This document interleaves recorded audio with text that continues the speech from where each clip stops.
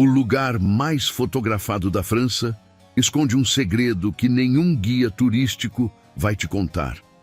Por trás de cada espelho dourado, por baixo de cada lustre iluminado, existe uma história que foi apagada por 3 séculos de pintura a óleo e propaganda real. O que você está prestes a ver não é o conto de fadas que te ensinaram na escola. É o que realmente acontecia dentro das paredes do palácio mais famoso do mundo. E é muito pior do que você imagina. E para entender o tamanho dessa mentira, você precisa primeiro entender o tamanho da grandiosidade. Estamos falando de um complexo com mais de 2.000 cômodos, jardins que se estendem por quase 800 hectares, uma construção que consumiu entre 3% e 4% de toda a renda da França durante décadas, números que mesmo hoje causam vertigem. O palácio foi erguido para impressionar não apenas os franceses, mas o mundo inteiro.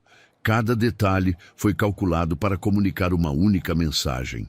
Aqui vive um Deus na Terra. As fachadas foram cobertas de símbolos solares. Os salões foram batizados com nomes de planetas. O próprio rei adotou o Sol como emblema pessoal, deixando claro que, assim como o Sol é o centro do sistema solar, ele era o centro de tudo. E funcionou. Durante décadas, monarcas de toda a Europa tentaram copiar aquela arquitetura, aquele estilo, aquela atmosfera.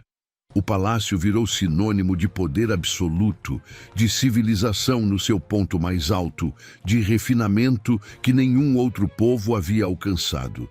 Visitantes chegavam de lugares distantes apenas para ver com os próprios olhos.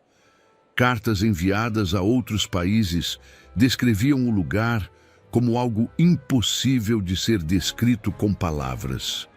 Era o auge. Era o topo. Era a prova de que a França havia superado todos os outros. Mas quanto maior o palco, maior o que ele esconde. E o que estava escondido em Versalhes era proporcional à sua grandeza. Porque aqui está o detalhe que muda tudo. O detalhe que nenhum livro de história te conta de forma direta. Um palácio construído para abrigar entre 10 e 15 mil pessoas simultaneamente não tinha nenhum sistema de saneamento funcional. Zero. Absolutamente nada que se parecesse com infraestrutura sanitária planejada. Não havia encanamento, não havia latrinas em número suficiente, não havia esgoto. O que existia eram alguns poucos utensílios portáteis, espalhados de forma completamente insuficiente por um complexo do tamanho de uma cidade. Quando você coloca 10.000 pessoas num espaço fechado e não dá a elas nenhuma alternativa, o resultado é previsível. As pessoas improvisam. E foi exatamente isso que aconteceu. Os cantos das escadarias viraram latrinas improvisadas. Os corredores acumulavam dejetos que os criados não conseguiam remover com rapidez suficiente. Os jardins, aqueles jardins perfeitamente simétricos que até hoje aparecem em cartões postais, eram, na prática, o banheiro coletivo da aristocracia francesa. As cercas vivas serviam de biombo. Os canteiros funcionavam como cobertura. A nobreza mais elegante da Europa se revezava nos mesmos espaços que fingiam ser jardins decorativos. E o cheiro, esse cheiro que nenhuma pintura jamais capturou, impregnava cada corredor, cada salão, cada escadaria. Havia dias em que o próprio palácio precisava ser esvaziado temporariamente, não para reformas, não para limpeza profunda, apenas para arejar, para que o fedor baixasse o suficiente para ser suportável. Depois, todo mundo voltava, e o ciclo recomeçava. E se os espaços coletivos já eram um pesadelo, os quartos não eram refúgio nenhum. Porque o problema não parava nas paredes do palácio. Ele estava nas pessoas que habitavam esse palácio. As perucas enormes, arquitetonicamente elaboradas, que aparecem em todo o retrato da época, não eram apenas moda. Eram uma solução para um problema que ninguém queria admitir. A maioria dos nobres tinha os cabelos tão infestados de parasitas que a única saída prática era raspar tudo. A peruca cobria o problema, mas criava outro. Para manter aquelas estruturas de cachos e ondas no lugar, os cabeleireiros usavam gordura animal, banha aplicada diretamente nos fios para funcionar como cola. Com o calor, sem higienização regular, essa gordura rançava. O cheiro atraía o que você pode imaginar.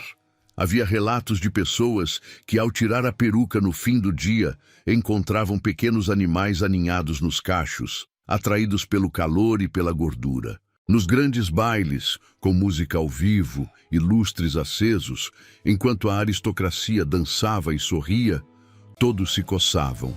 A coceira era constante.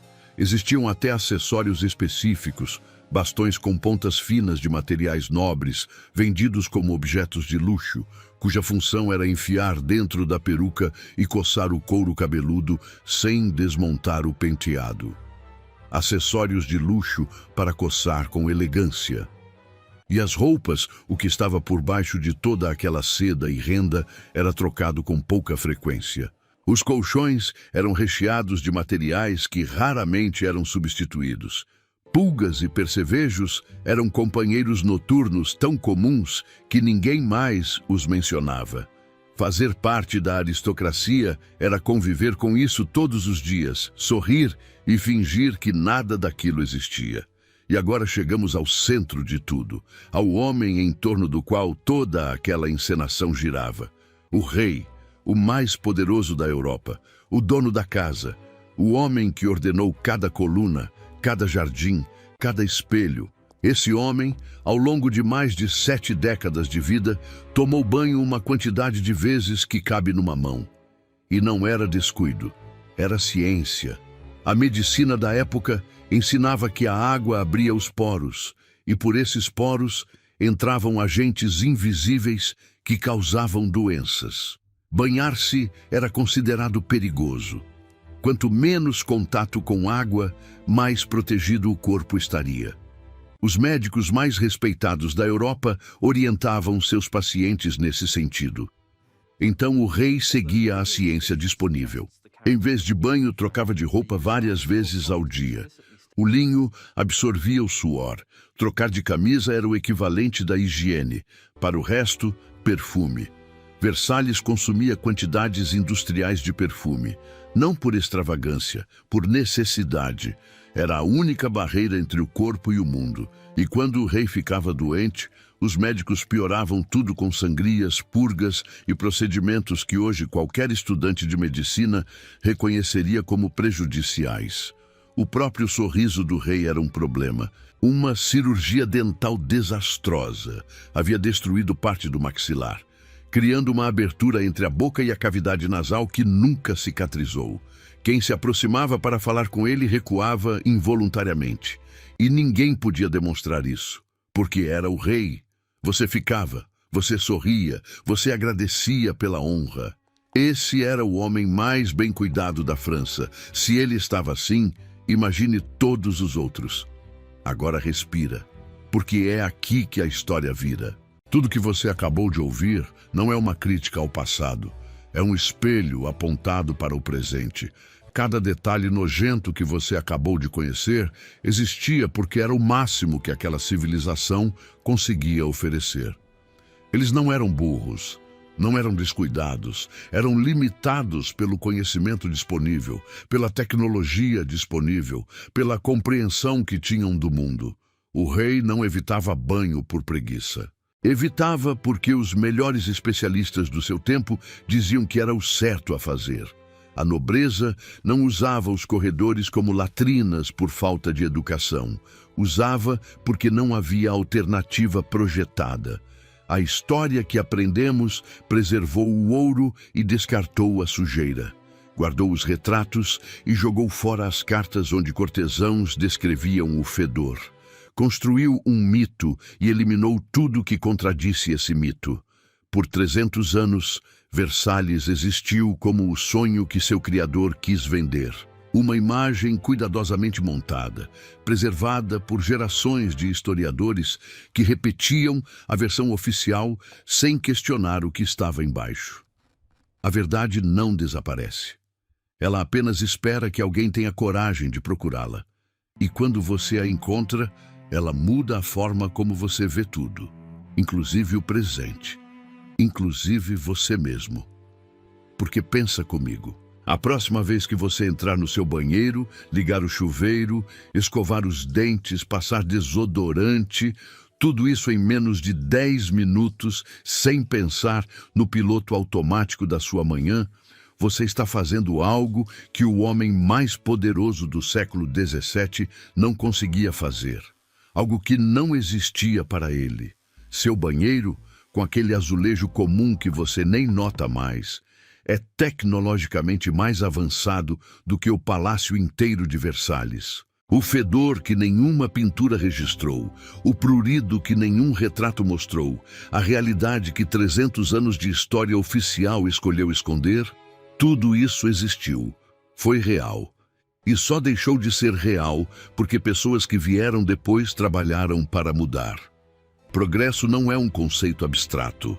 É um chuveiro funcionando, é uma descarga, é a água limpa saindo de uma torneira. É a distância enorme entre Versalhes em 1682 e a sua casa hoje. Guarda isso. Se esse vídeo mudou a forma como você enxerga a história, se ele te fez questionar outras versões bonitas que te contaram ao longo da vida, então faz uma coisa agora. Compartilha com alguém que você sabe que vai ficar de queixo caído. Não porque você precisa fazer isso, mas porque algumas histórias são boas demais para ficarem presas numa única tela. Deixa também nos comentários qual outro lugar ou época você quer ver sem filtro, sem a versão oficial, sem a pintura a óleo, porque tem muita mentira dourada ainda esperando para ser descoberta e a gente está só começando. Se você chegou até aqui, já sabe que esse canal não te entrega o que é fácil. Então, se ainda não está inscrito, inscreve-se agora, porque o próximo vídeo vai te incomodar do mesmo jeito e você vai querer estar aqui quando ele sair. E antes de fechar essa tela, dá uma chance para o vídeo que está aparecendo agora. Ele foi feito para quem chegou até o fim desse aqui, ou seja, para você.